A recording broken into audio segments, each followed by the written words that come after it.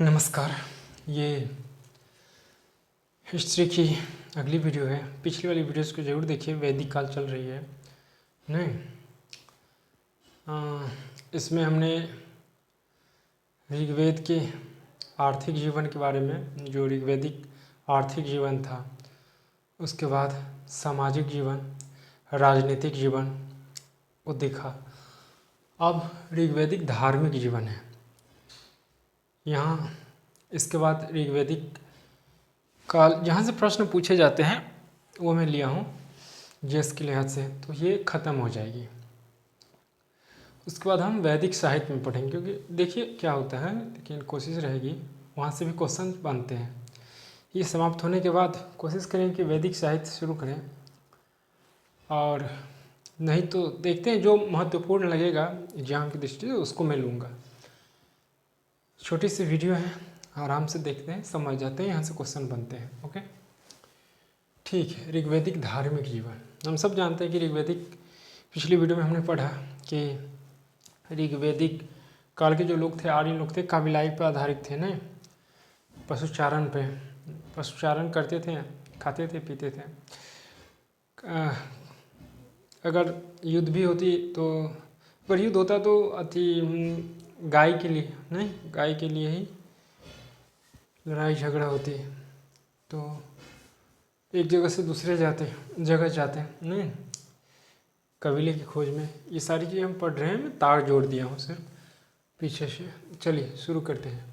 ऋग्वेदिक धार्मिक जीवन देखिए। ऋग्वेदिक धार्मिक जीवन पहले इधर समझ लीजिए मैं जो कह रहा हूँ। ऋग्वेदिक धार्मिक जीवन जो है ना, ये देवताओं के समर्पित है पूर्ण रूप से। ऋग्वेद में आप देवता के प्रति अधिक देखोगे। इसमें नामकरण कर दिया है कि ये इसका देवता था, ये इसका देवता था नहीं, ये इसकी सुरक्षा करते थे नहीं, तो हर चीज़ का एक देवता था। जैसे वर्षा का देवता इंद्र नहीं, उसी तरह हवा का देवता पवन, इस तरह से नामकरण कर दिया नहीं। अग्नि की बात कही गई है। अग्नि जो है ना, जो हम जब यज्ञ करते हैं तो उसमें कुछ डालते हैं ना, आहुति वगैरह कुछ देते हैं उसमें, तो कहा जाता है कि ऋग्वेद में जो था, जो हम यज्ञ करते हैं तो जो हम कुछ डालते हैं या देवता को समर्पित करते हैं तो धुएं के माध्यम से देवताओं तक पहुंचता है वो हमारी बातें, और वो सुन लेता है। इस तरह की मान्यता थी ऋग्वेदिक काल में। और सबसे महत्वपूर्ण बात कि हिंदू धर्म जो हमारी है, हिंदू धर्म, उस धर्म में जो हमारा है, ऋग्वेदिक आर्य ऋग्वेदिक काल एक रूट का काम कर रही है, जड़ का काम, क्योंकि यहीं से सब कुछ शुरू होती है। हालांकि शिव के बारे में, मूर्तियाँ के बारे में हड़प्पा सभ्यता में भी चर्चा हुई है। इसकी चर्चा हड़प्पा काल में भी हो चुकी है मूर्ति वगैरह के बारे में। फिर भी यहाँ पर देवताओं को समर्पित है, तो चर्चा करते हैं। चलिए, पशुचारण, स्थानांतरण, प्राकृतिक शक्तियों से प्रभावित थे। ये सब पशुचारण, प्रकृति मतलब प्रकृति के अलौकिक शक्तियाँ जो थी ना, उससे ये प्रभावित थे। जैसे अर्ली मैन वाला आप लोग चैप्टर पढ़े होंगे ना बचपन में, तीसरी या चौथी क्लास में, जो आदि मानव था, उसमें क्या है, 6 क्लास में शायद है कि 5 क्लास में, कि जो अर्ली मैन सब था वो भोजन की तलाश में जाता, पर बारिश जब हो जाती ना, बारिश होने लगती और जैसे थंडर गरजने लगता तो छुप जाता गुफा में या कहीं पे।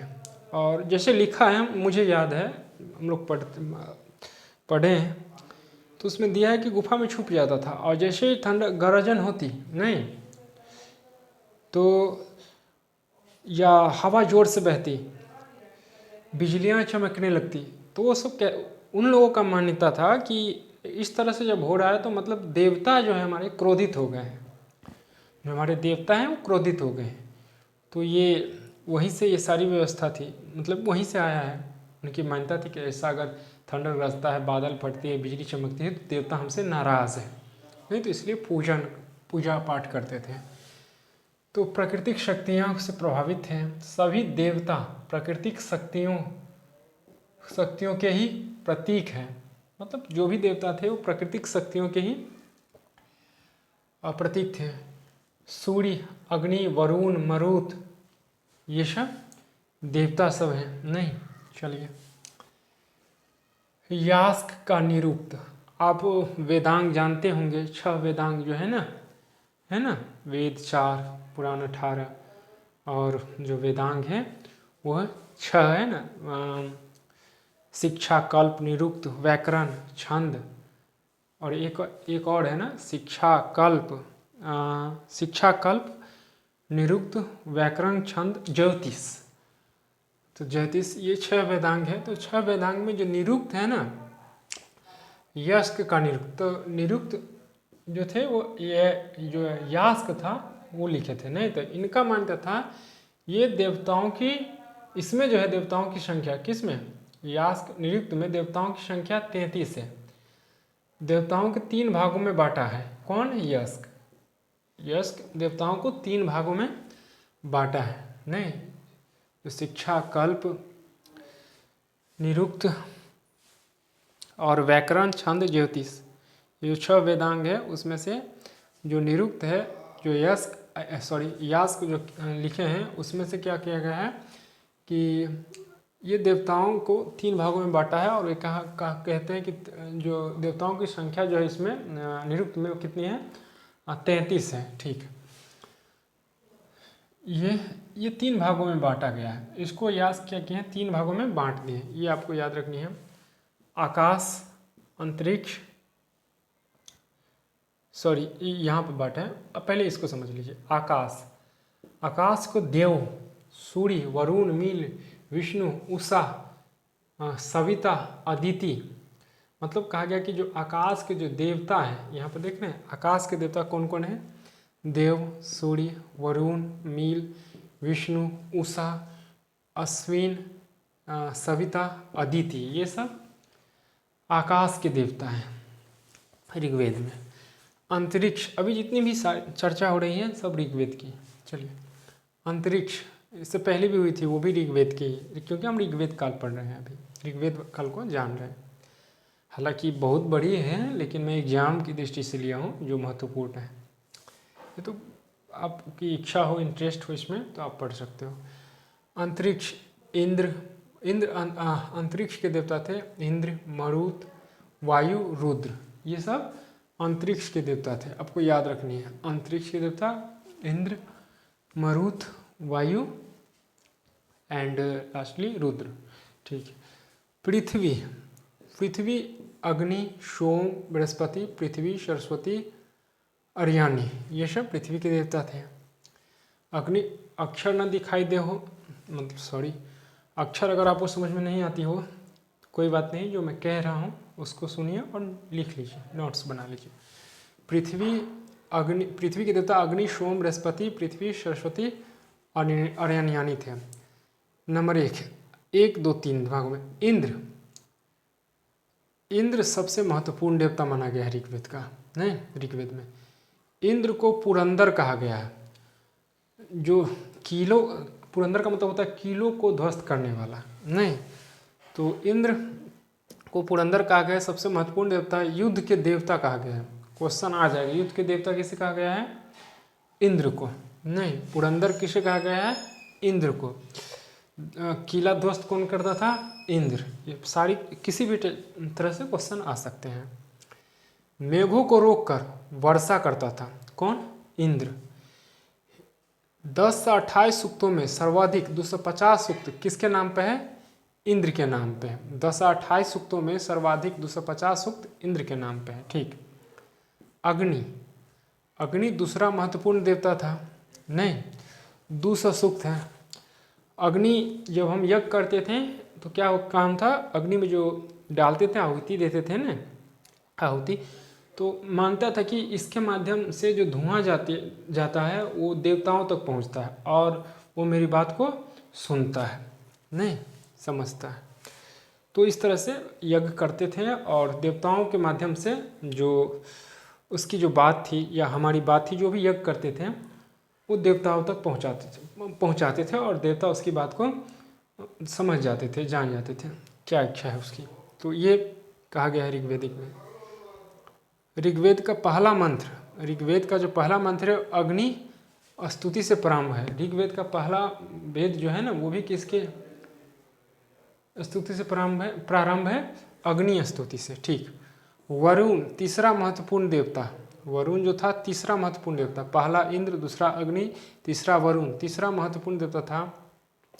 ये जो है ना ऋत अर्थात नैतिक नियमों का रक्षक, संरक्षक, ऋत जो था वह नैतिक नियमों का रक्षक था, संरक्षक था।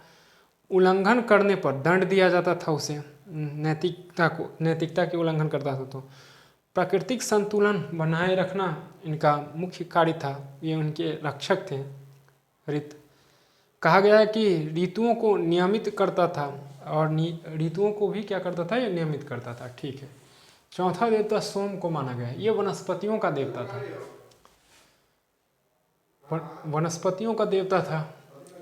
नौवां मंडल में सोम देवता की, नौवां मंडल जो है ऋग्वेद की वो सोम देवता को लिए समर्पित है। सॉरी, जो नौवां मंडल है ना ऋग्वेद का वो सोम देवता के लिए समर्पित है। ठीक। अश्विन आर्यों के चिकित्सक माना जाता है कि एक बार आर्य सब जा रहे थे कहीं पे तो किसी के पैर में चोट लगी हुई थी, तो वो अपने आयुर्वेदों से क्या किए थे, उसे सही किए थे। तो इसीलिए कहा गया कि आर्यों के जो चिकित्सक थे, डॉक्टर वैद्य, वो कौन थे, अश्विन थे। देव सबसे प्राचीन देवता माना गया है। देव सबसे प्राचीन देवता किसे माना गया है, देव को। यहीं से क्वेश्चन बनते हैं, ये आपको याद रखनी है। सूर्य विश्व के रक्षक, जो सूर्य थे ना सातवां, सूर्य विश्व के रक्षक, इसे तेज घोड़े के रूप में प्रदर्शित किया गया है ऋग्वेद में। नहीं, इसे क्या किया गया है, क्या क्या यास कहते हैं कि, यस कहते हैं कि जो सूर्य है उसे तेज घोड़े के रूप में प्रदर्शित किया गया है। हालांकि ये सब का मानवीकरण कर दिया गया, देखते हैं हम लोग फोटो में देखते हैं नहीं, तो कह रहा है कि सूर्य विश्व के रक्षक थे, तेज घोड़े के रूप में इन्हें प्रदर्शित किया गया है। सूर्य के विभिन्न रूपों को अलग अलग नाम से जाना गया है उसमें, नहीं, जैसे सूर्य उदय से पहले जो होता है उसे उषा काल कहते हैं, फिर थोड़ा जो होता है ललापन होता है नहीं, उसे सूर्योदय कहते हैं नहीं। उसी तरह से फिर दोपहर होती है जब पूरा सनरे जो है हमारे सर पे आते ठीक ऊपर नहीं, उसी समय अपनी छाई गायब, आपकी जो छाई रहेगी वो गायब हो जाएगी जून जुलाई में नहीं। तो फिर एक शाम के बाद दोपहर के बाद एक शाम वाली वेला आती है, फिर शाम के बाद रात होती है। तो मतलब अलग अलग सूर्य को दिखाया गया है। मैं रात में आ गया, सूर्य के अलग अलग जितने भी रूप हैं सबको अलग अलग नाम से दिया गया। जैसे मित्र, उगता हुआ सूर्य को मित्र कहा गया है। उषा जो सुबह होती है ना, सूर्योदय के पहले का जो बेला होता है उसे उषा कहा गया। इसी तरह से है सविता, ऊपर चढ़ता हुआ सूरज, मतलब जब धीरे धीरे ऊपर की ओर बढ़ता है, चढ़ते जाता है, पहले उषा होती है, फिर सूर्योदय होता है, फिर धीरे धीरे ऊपर की ओर जाता है, तो उसे सविता कहा गया है, ऊपर चढ़ता हुआ सूरज। ऋग्वेद के गायत्री मंत्र में समर्पित सविता समर्पित है। सविता जो है ऋग्वेद के गायत्री मंत्र में समर्पित है, जो उगते हुए सूरज के लिए यह है ना, ओम भूर्भुवः स्वः तत्सवितुर्वरेण्यं ओम भूर्भुवः स्वः तत्सवितुर्वरेण्यं भर्गो देवस्य धीमहि धियो यो नः प्रचोदयात्, आप जानते होंगे। तो ये जो है उन्हीं के लिए समर्पित है नहीं। उसके बाद जो है विश्वामित्र, हाँ शायद। उसके बाद है रुद्र, शिव के प्रारंभिक रूप। रुद्र का मतलब है क्रोध, तो शिव के प्रारंभिक रूप को क्या कहा गया है, रुद्र कहा गया है, जो क्रोधी स्वभाव था। प्रजन्य, रुद्र प्रजन्य जो है 12वां प्रजन्य, वर्षा के देवता माने जाते थे प्रजन्य को, पर्जन्य। उसके बाद 13वां बृहस्पति, यज्ञ के देवता माने जाते हैं बृहस्पति को, यज्ञ के देवता। य है, मैं बोल रहा हूँ ना, यज्ञ के देवता बृहस्पति। अरण्यानी, अरण्य रामायण पढ़े होंगे ना, तो उसमें अरण्य कांड है ना, अरण्यानी का मतलब होता है जंगल, तो जंगल की देवी माना गया है ना अरण्यानी। चलिए, जंगल की देवी थी, तो ये छोटी सी वीडियो थी। आप चूँकि ये धार्मिक जीवन है ऋग्वेदिक का, हिंदू धर्म का मूल जो नींव कहता है यहीं से आया है, तो मैं तो जीएस के लिहाज से करवा रहा हूँ, यहाँ से क्वेश्चन बनते हैं। डिटेल्स में पढ़नी है तो आप पढ़ सकते हो ऋग्वेद को, चारों जो वेद है, ऋग्वेद, सामवेद, अथर्ववेद, यजुर्वेद और भी बहुत सारे साहित्य जो है उसको देख सकते हो। तो ये छोटी सी वीडियो है, तो मिलते हैं अगली वीडियो में। हाँ, वीडियो को लाइक शेयर सब्सक्राइब जरूर कर दीजिएगा ताकि अगली वीडियो की नोटिफिकेशन आप तक पहुंच सके। तो ठीक है, नमस्कार।